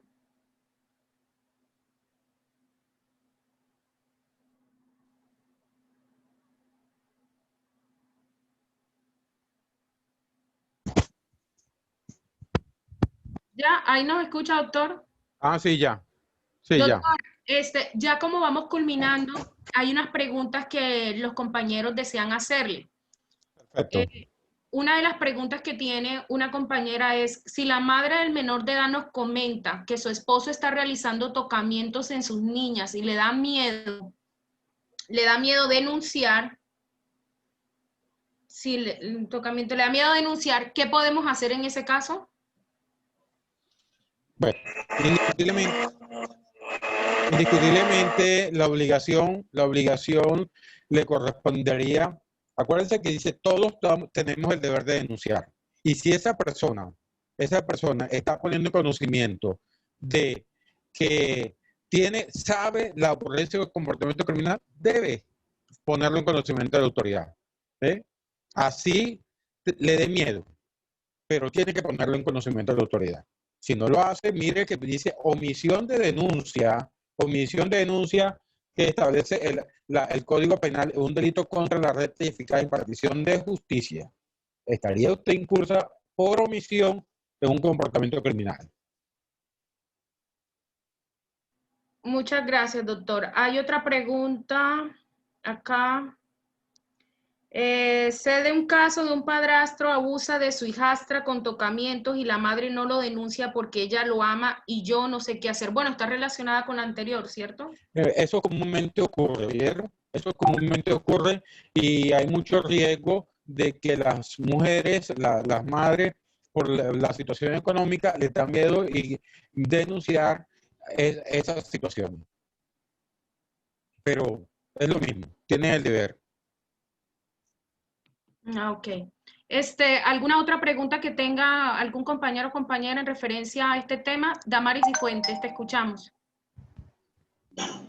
Sí, a ver, doctor, quería preguntar respecto a una situación, por ejemplo, cuando el abuso sexual es entre hermanos, es decir, un joven de 17 años que abusa de su hermana y la madre se ve ahí en la situación de no saber qué hacer porque pues obviamente son sus dos hijos, pero pues está el deber de denunciar.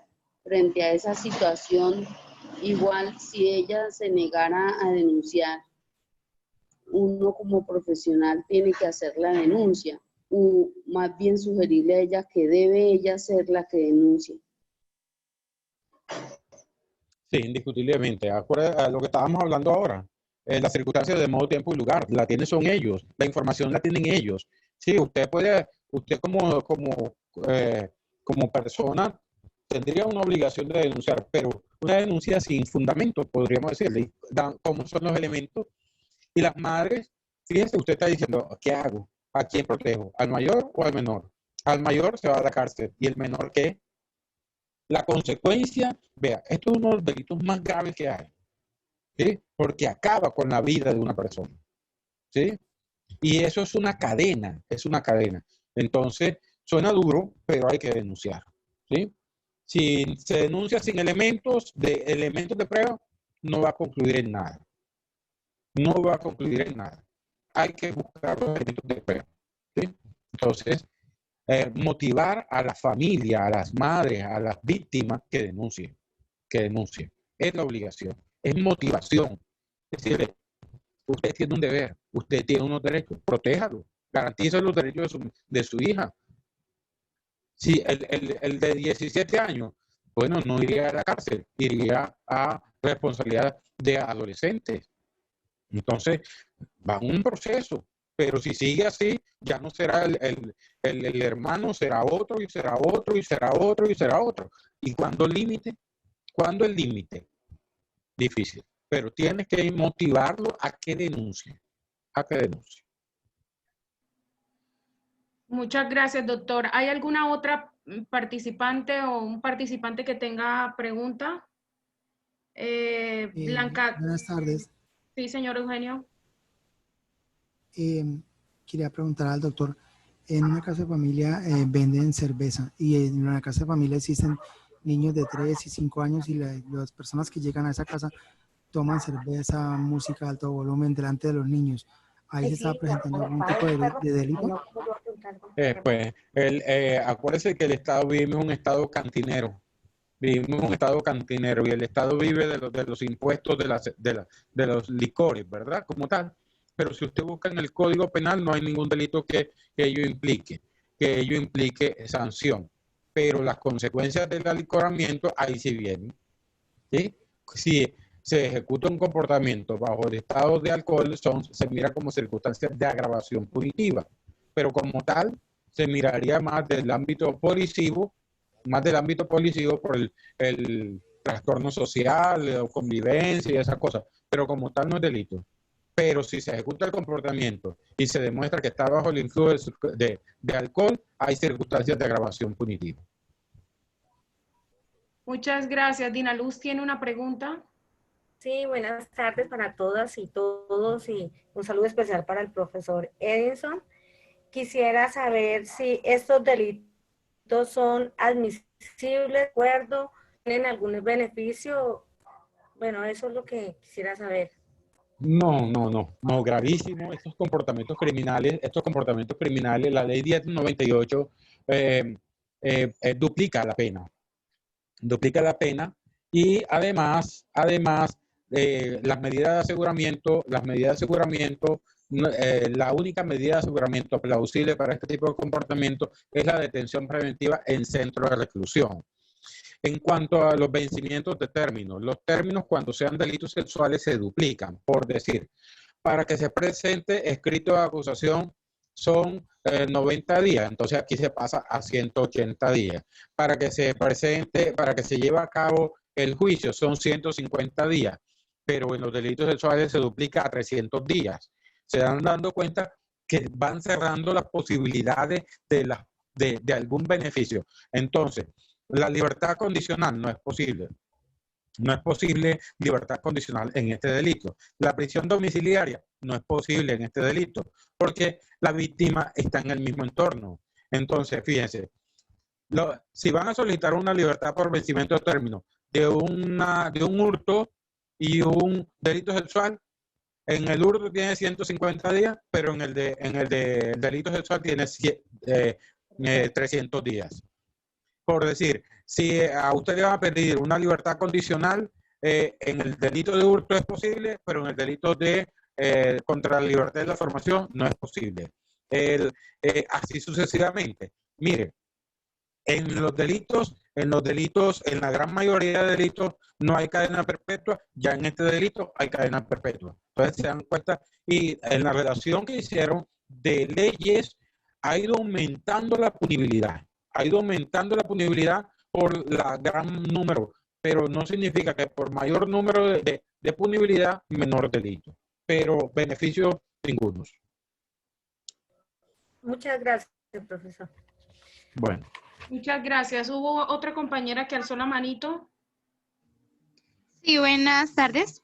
Sí, Angie, te escuchamos. Bueno, yo estoy interesada en saber cómo hacer para concientizar a una persona o abordarla para que tenga la seguridad de que el hecho de denunciar no implica que va a estar en el caso como un victimario. Gracias. Va a ser víctima, Angie. Va a ser víctima indiscutiblemente porque fue el sujeto pasivo del comportamiento. Lo importante es que no se revictimice, ¿sí? Que no se revictimice, que el Estado no ponga a esa víctima y la revictimice y la aniquile como persona, ¿verdad? Lo importante es que tome la información y a esa persona se le den garantías de mejorar su desarrollo psicológico. Me preguntaban, decían, si es víctima, ¿quién lo representa? Si es víctima, ¿quién lo representa? Bueno, hay un abogado de víctimas. Puede ser contratado por la víctima o los familiares de la víctima, o la Defensoría del Pueblo tiene un programa de representación de víctimas, ¿sí? Pero Angie, siempre va a ser víctima. Lo que pasa es que en los delitos, lo que le interesa al Estado es la sanción del sujeto activo, del que desplegó el comportamiento criminal, que le impongan una pena, pero muy pocas veces le interesa a la víctima, ¿sí? El restablecimiento de sus derechos, poco, porque no le van a colocar un psicólogo, no le van a colocar un trabajador social, no lo van a mandar de vacaciones, no. El Estado poco o nada le interesa a la víctima, le interesa la información de la víctima para poder criminalizar y sancionar a la persona, pero va a ser víctima. Lo importante es que no se revictimice, que siga esa cadena. Muchísimas gracias. Muchas gracias. Dina Luz, ¿tienes una pregunta? Sí, quisiera, bueno, me gustaría saber que el doctor me explicara si el Estado, ¿qué hace a favor de las víctimas, de los que ya, es decir, ya el agresor fue condenado? ¿Qué pasa con el niño o el afectado, el que sufrió, hemos dicho, sí, la víctima? ¿Qué pasó con él? ¿Qué hace el Estado a favor del niño? Acuérdense que los abogados pueden ser los abogados, en el caso de la fiscalía es un abogado quien acusa, ¿verdad?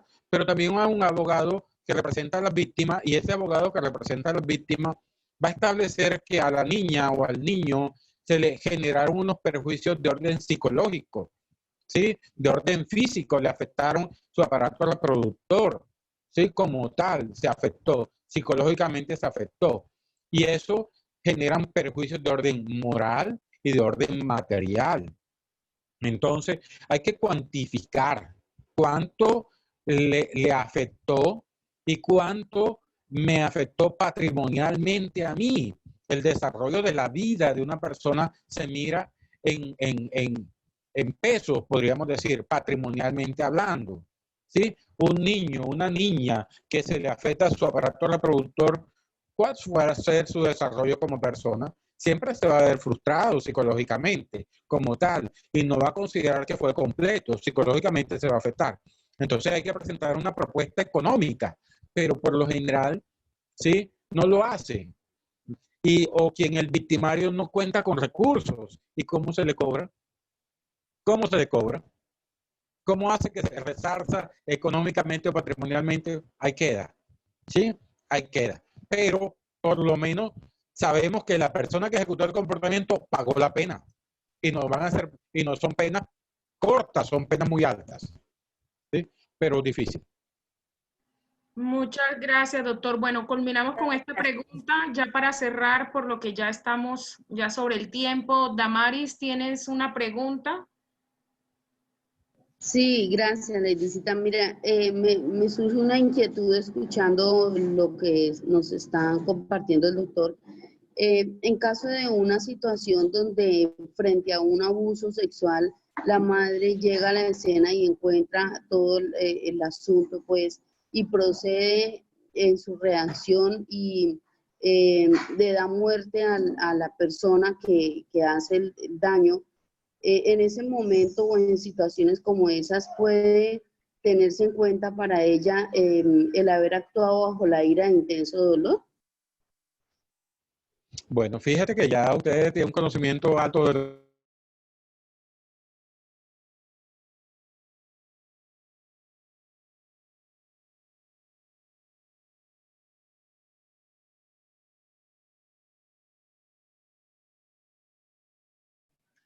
Se le fue el audio otra vez.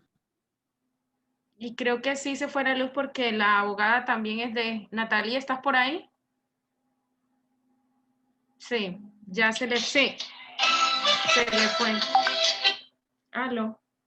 Se fue la luz. Bueno, no, listo, tranquilo, ya yo culmino acá. Tranquilo. Bueno, listo, ya hablamos. Bueno, gracias. Bueno. ¿Me escuchan? Perfectamente. Sí, se fue la luz otra vez allá. Y sí, porque Natalie también vive en Valledupar y también se nos despidió aquí. Pero lo que él te iba a decir, Damaris, es que tienes un conocimiento en los términos jurídicos por lo del tema de ira e intenso dolor. Pero entonces, obviamente, ¿qué te digo yo? Sí sería él como el más pertinente, un abogado, para darte respuesta a esa parte. Porque yo sé que han habido como algunos ajustes con referencia precisamente a ese tema de ira e intenso dolor. Y es como cuando esas capacidades psicológicas se rebasan frente a ese estímulo, frente a esa situación que se vive y llevan a la persona a reaccionar de una manera más impulsiva. Entonces, pensaría que en términos jurídicos él podría dar una mayor explicación. Bueno, yo creo que hemos tratado de hacer un esfuerzo grande en medio de todo, de poder estar acá y de poder compartir con ustedes todos estos conocimientos. La verdad, muy agradecida con Dios, con las personas que nos han venido apoyando en este trabajo. Pues no mire las caritas de ustedes, uno viendo las caritas, pues mira si las caritas tienen ganas de seguir, ganas de parar o algo, pero nada de esas caritas tapaditas ahí. Entonces, entonces muy agradecida con el Señor por todas estas bendiciones. Hay algo importante que no quiero pasar de alto antes de culminar. Y es que aquí alguien hace una pregunta, Blanca Damaris dice, doctor, ¿qué hacer si veo comportamientos extraños en una niña pero no hay claridad del asunto? ¿Qué debo hacer? Esos comportamientos extraños tendríamos que definir qué extraños son, qué es lo que es para ti extraño. Entonces yo me imagino que extraño hace referencia a algunas conductas quizás de carácter sexualizado, que te parece que esas conductas no corresponden a la edad cronológica de ese niño, a su desarrollo cognitivo. En ese orden de ideas, nosotros no podemos apresuradamente considerar que porque una persona presenta algunos comportamientos de carácter sexual ya ha sido víctima, por ejemplo, de abuso sexual. Entonces, más bien tenemos que asumir que esos comportamientos deben ser un signo de alerta para nosotros. Y si los comportamientos son en los aspectos físicos, si hay algunos indicadores a nivel físico, digo, entonces nosotros tendríamos que llevar al niño al médico. Si hay algunos indicadores a nivel psicológico, en esfera sexual, entonces deberíamos llevar al niño al psicólogo, pero no dar a priori de pronto nosotros conclusiones que quizás no tienen que ver con lo que nosotros estamos pensando, porque vemos personas que de pronto hemos vivido hechos victimizantes, o sea, es decir, fuimos víctimas de abuso sexual. Y es una situación que no hemos superado en nuestras vidas. Y eso a veces afecta tanto que en el momento en que yo voy a criar a mis hijos, en la manera como voy a tratar a mis hijos, es posible que sea muy sobreprotectora, es posible que esté pensando que todas las personas me le van a hacer daño a los niños y eso me pueda llevar incluso a crear situaciones que quizás no sean ciertas. No sé si me estoy dando a entender. Entonces es preferible buscar ayuda profesional cuando vemos que hay signos de alerta frente a nuestros niños, niñas y adolescentes en los aspectos físicos, comportamentales, en esfera sexual. Entonces, no sé si dos personas quieran decirnos cómo les fue, cómo se sintieron. Ayer tuvimos también un encuentro de casi 2 horas o 2 horas y algo. De pronto hoy había la interferencia ahí como de la parte del internet, entonces tenía uno que concentrarse mucho y ahí jugaba un papel muy importante la motivación. Porque cuando uno se motiva, uno dice, voy a agudizar el oído, porque esto no me lo pierdo. Entonces, no sé si hayan 2 personas por ahí o 3 que nos quieran decir rápidamente cómo les fue. El doctor Charris está ahí, mi querida. No. Ah, sí, ¿ya volvió? Sí, aquí estoy, por aquí estoy. No te... Pero a través del celular. Ah, bueno, total es que no nos podemos librar de cualquier manera, eso es, mira, aquí les decía a Damari que ya lo que tú le querías decir a ella con respecto a la ira de intenso dolor, era que ella tenía como unos conocimientos en el ámbito del derecho, es lo que me dio la impresión a mí. Entonces sí, yo consideraría que cerraríamos ya con esa respuesta para despedirnos. Bueno, pues interesante la pregunta, ¿no? Eso da para todo, ¿no? El artículo 32 del Código Penal habla de la legítima defensa, de ausencia de responsabilidad y excluye responsabilidad como tal. Pero también hay un diminuente de responsabilidad como la ira y el intenso dolor. La legítima defensa es un instituto que prevé ante una acción, una reacción ante una actuación ilegal, inminente, actual, justa y proporcional. Entonces, si llega a esa escena criminal y ve que están agrediendo a su hijo, a su hija sexualmente, la reacción diríamos que no sería proporcional, diríamos, no es proporcional porque no hay igualdad de armas como tal, pero psicológicamente se afectó como tal. Podríamos analizar, yo como abogado tendría que analizar cómo ejecutó el comportamiento para meterme con una legítima defensa o por un disminuyente de responsabilidad como la ira, el intenso dolor. ¿Sí? Tendríamos que buscar esos elementos de circunstancias, modo, tiempo y lugar, circunstancias fácticas para establecer qué camino tomo. Si busco una preclusión, un archivo de la investigación, o si no tengo esos elementos, buscar un disminuyente de responsabilidad como la ira, el intenso dolor. Es bastante compleja, pero dependerá del momento y de los elementos de prueba que se consiga. Dame los hechos y te daré el derecho. Si no me das unos hechos, no tendría cómo decirte si una u otra. Tendría que analizar la escena criminal para saber cuál va a ser mi estrategia defensiva. ¿Satisfecha, Damaris? A ver, sí, de todas formas obviamente hay muchas terminologías que uno pues desde la psicología obviamente no maneja y que el doctor pues ampliamente la maneja, pero bueno, tratando como de entender un poco la información, si en este caso la persona, es decir, la madre, vamos a ser puntuales, llevaba, o es lo que yo traté de entender, llevaba en su mano o tuvo cerca la oportunidad de un elemento que le permitió, bajo su ira, ejecutar la muerte pues de la persona o llevarlo a la muerte, eso le serviría como, digamos, le vendría a favor, o por el contrario, lo que quiso usted decirme es que en el caso de que ella hubiese tenido el tiempo de ir hasta cierto lugar a tomar un elemento o una arma con la cual ejecutar la acción como tal, entonces eso ya es lo que jugaría en contra porque tuvo el tiempo para pensar qué hacer y cómo hacerlo. Sí, indiscutiblemente, Damaris, si yo salgo de la escena y vuelvo a la escena ya con un arma de fuego, ya no hay legítima defensa, porque la legítima defensa tiene que ser actual, inminente, ahí, en el acto. Si tenía un elemento, por decir, tenía una piedra y se la lanzó, listo, ahí fue, con eso es que me voy a defender. Pero si salgo de la escena de los hechos y voy y busco un arma de fuego, ya ahí es homicidio, doloso.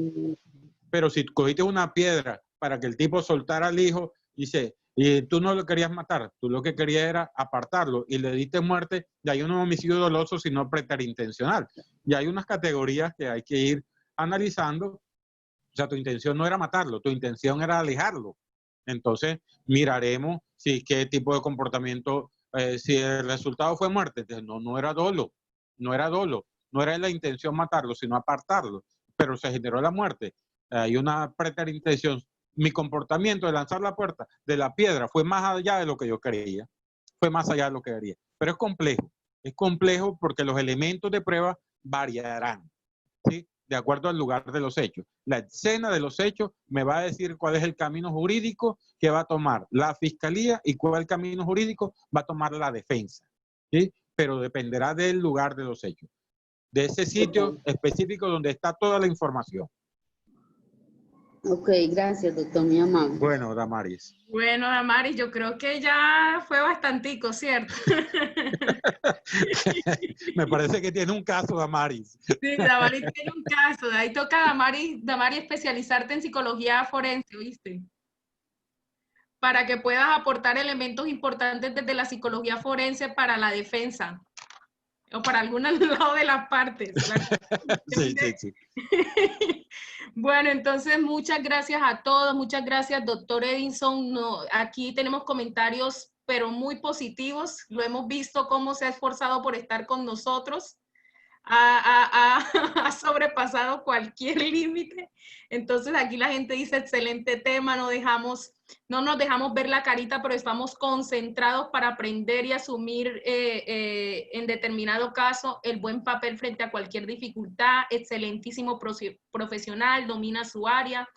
Otros dicen gracias al doctor en medio de todos los inconvenientes, gracias a todos los que hacen posible este encuentro. Dios les bendiga a todos. Muchas gracias, doctor, por tan valiosa enseñanza. Gracias, doctor, por su apoyo. Muchas gracias, dice Blanca Leonor de Agustín Codazzi y Cesar, coterránea. Asimismo, cada uno están expresando sus agradecimientos. Entonces, doctor Edison, muchas gracias por su generosidad en compartir los conocimientos adquiridos en la academia y en toda su experiencia laboral. Gracias, compañeros y compañeras, por estar acá. Recuerden que abrazamos protegiendo vidas y abrazando brindamos esperanza. No sé cuántos quieren recibir ese abrazo ahora mismo. Entonces reciban ese abrazo de la Fundación Abrazando Vidas y podamos replicar esta información, todo lo que hemos recibido con otras personas. Este es nuestro 6º y último encuentro sincrónico. Entonces, muy amables a todos. Hubiese querido escuchar a alguien decir algo por ahí. No, excelente, pero y ustedes ahí. Y lo para que se dan de cuenta que ella tiene una denuncia por lo de ustedes. Muchas gracias, excelente, excelente diplomado. Una bendición. Muchas gracias. Todo excelente. Muchísimas gracias, aprendí muchísimo, muchísimo. Muy buena la información, excelente. Listo, muchas gracias a Doctor, ustedes. muchísimas gracias por su conocimiento. Silvia, Kelly. A la orden, a la orden. Eugenio. Gracias a todos ustedes y no sé cuántos desean enviarle bendiciones al doctor Edison y su familia. Con mucho gusto, que Dios lo bendiga. Amén. Grandemente el conocimiento adquirido, que Dios les bendiga mucho y que siga siendo así de útil a la sociedad. Dios le bendiga. Gracias, muy amable, qué bonito. ¿Alguna otra persona? Kelly Figueroa, ¿vas a decir algo? Digo que excelente la temática, que estaba mi esposo también al pendiente, muy agradecido con el doctor, deseamos que el Señor Jesús le bendiga enormemente y gracias por compartir sus conocimientos. A la orden siempre. Amén. Muchas gracias, Kelly. Bueno, entonces gracias, doctora Natalie, por estar acá con nosotros, por ser la docente también de este módulo. Y entonces el martes tenemos habilitado ya nuestro módulo de normatividad nacional e internacional. Entonces, recuerden que tienen un ejercicio ahorita en el módulo 5 para quienes están haciendo el diplomado con algún familiar, pueden unirse y hacer esa actividad entre los dos. La idea de que pudiésemos hacer esa actividad y colocarla en nuestras redes sociales es como para impactar a otros con todo eso que nosotros hemos aprendido. Y cada quien utilizará la estrategia con la que se sienta más cómodo. El que no quiera que le vean la carita, pues utilice títeres. Escóndase detrás de algo, pero lo importante es que no dejemos de hacer lo que debemos hacer por nuestros niños, niñas y adolescentes. Entonces, un abrazo. Ahora sí les voy a colgar a todos, porque si no, aquí se quedan. ¿Se puede pareja de 3? Sí, señor. Esa pareja de 3 es rara, ¿verdad? Se puede en grupo máximo de 3. Sí, señor. Grupo máximo. Gracias. Bendiciones. Listo, bendiciones. Chao, chao. Chao. Dios les bendiga. Amén. Chao. Por aquí los esperamos cuando abran los aeropuertos. No, gracias, por allá iré. Chao, chao. Aquí hay gente de todas las partes del país. Aquí hay gente de fuera del país. Bueno, nos visitaremos. Vamos a visitarlos a todos. Bueno, Chaito, que esté muy bien. Gracias por la oportunidad. Que Dios los bendiga. Amén, amén.